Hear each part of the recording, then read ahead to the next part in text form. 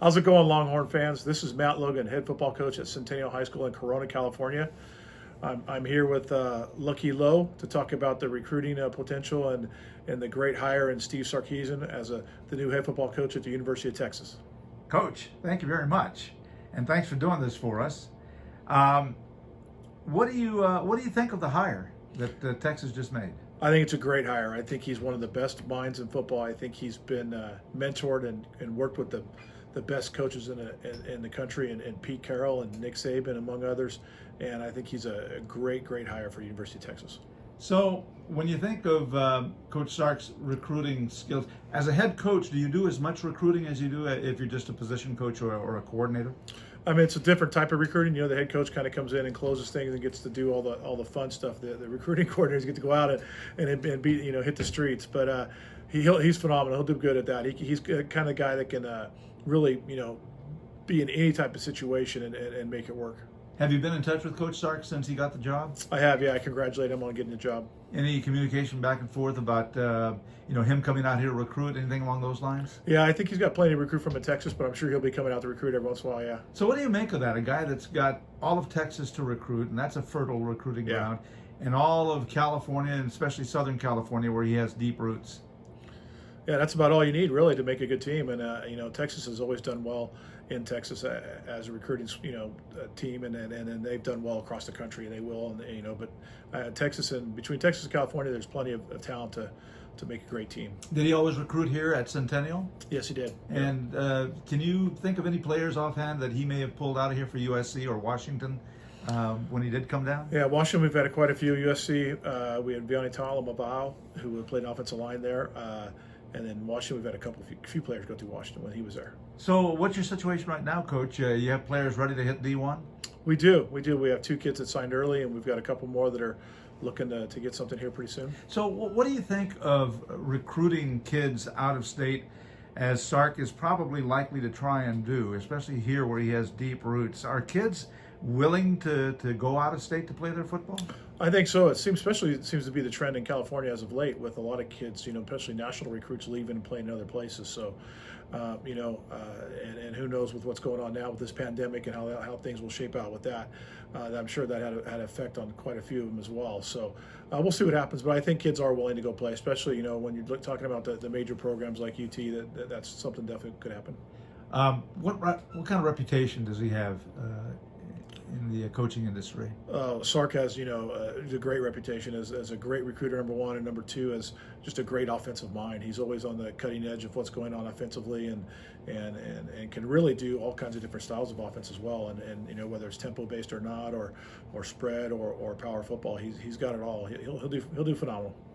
Offensive mind, you mentioned it earlier. What makes him so great in that particular field? I think that he's had a great experience. I mean, I think going to the NFL was an awesome experience for him, and again working with the mentors that he's worked for at the highest level in college football there is, and then I think bringing all that and bridging all those different pieces together will build a great offense for him. Well, he's in the right conference for offense, that's for sure. Would you agree? Yeah, definitely. Pac-12 is wide open. Do you think that what he did at Alabama will translate over to the Pac-12? Absolutely, yeah. I think the Big 12's always had a lot of scoring, and it's been mostly as of lately, and I think it'll do great there. Say, Coach, tell me about kids' mindsets today, where playing major college football is concerned, because they want the TV exposure. They want to hit the NFL one day, and they want their talents to be shown. Yeah. And it just seems that playing football on the West Coast sometimes can be a little bit inhibiting to some players, because they're the last to get seen on TV. By the time their games are played, people are sleeping on the East Coast. So does that translate to maybe some of them wanting to get out of this conference and going somewhere else where their games are seen earlier in the day? I'm not sure. I know there's so much social media, and there's so much a different aspect in terms of the way things are viewed now, with how accessible everything is to people across the country. I'm not sure if that's a big factor. I think it's it is a little bit in terms of maybe season-ending awards, and maybe that's more on the mind of them. But to get to the NFL, there's plenty of routes and ways to do that, but I don't think that the fact that you're not on TV would alter that. But it might be more of a of a more of an ego thing than anything else. Yeah. Okay, so he's in the middle of putting together his staff, and just today, I'm going to throw a couple of names out at you, see if you recognize them, and then tell me what you think. There's a gentleman by the name of Pete Kwiatkowski at Washington. Yep. How well do you know him? What kind of a coach is he? What can you tell Texas fans about him? Know him well. He built a great defense up at Boise State and did the same thing at UW for a long time. And has been a long time defensive coordinator. Great coach, great guy, great human being. Will do phenomenal there. So, in what I've been able to read so far, he runs kind of a non-traditional type defense. Apparently, he does like a two men up front type of defensive alignment.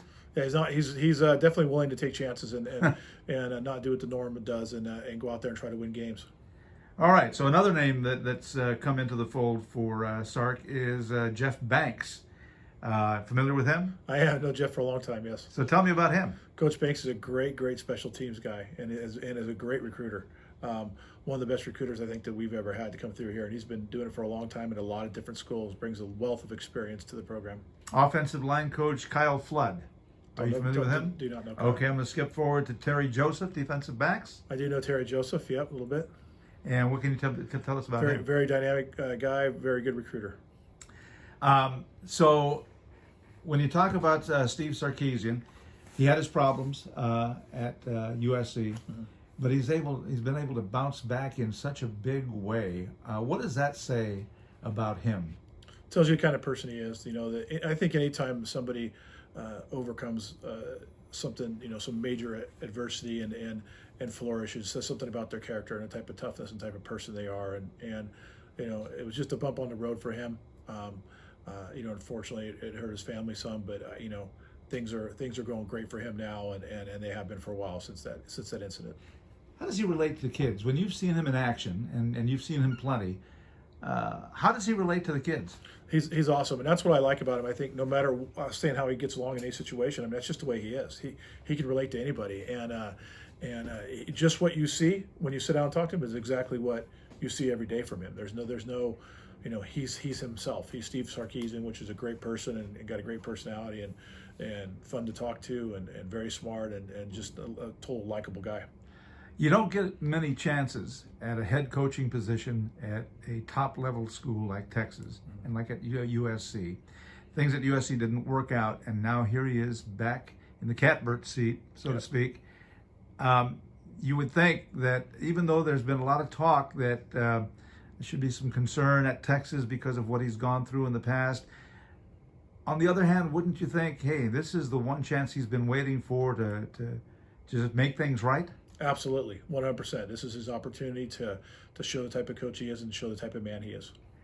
So what would you expect in year one from Sarkisian taking over a program like Texas? Yeah, I would assume there's some talent there, so I think he'll be okay there. But there's going to be some growing pains, as there is in any program. I would expect in a couple of years that he'd have them near the top, if not sooner. As far as his offenses go, Coach, we spoke a little bit about it earlier, but what in particular makes his offenses so hard to stop? I think he's always innovating. Some of the stuff he did in that championship game were pretty amazing with the Heisman Trophy winner Smith, and just obviously we know Smith's a good player, but the way he got him the ball in different avenues and the way he hit some things was great because they all know the ball was going to him, and yet they couldn't stop him. And you're talking about the two best teams in college football playing each other. So definitely the other team, was Ohio State was a great team to be there and do that. So they definitely had their eyes on where Devontae was, but he was still able to get him open and get him the ball and have the success they had. So give me a little nugget about Steve Sarkisian, something that maybe people don't really know about him. He's just such a great personality. Honestly, like he's very personable, super personable. Like I said, he can talk himself out of any situation. You can sell ice to an Eskimo, yeah, kind of thing. Exactly. He's just a great guy, and he can handle himself in any crowd and can relate to all kinds of people. So you called him a closer earlier. Is he the type of guy that's going to be able to sit down in a living room and close the deal on a 5-star recruit? Absolutely. Yes, he'll be able to do that. He's done it multiple times before. All right. Well, Coach, thank you for the visit. Appreciate it. Any last message you'd like to send to Longhorn fans? You guys got a great hire there. He'll do very well. Awesome guy, awesome coach. The program's in great hands. Thank you, Coach. Yeah, thank you.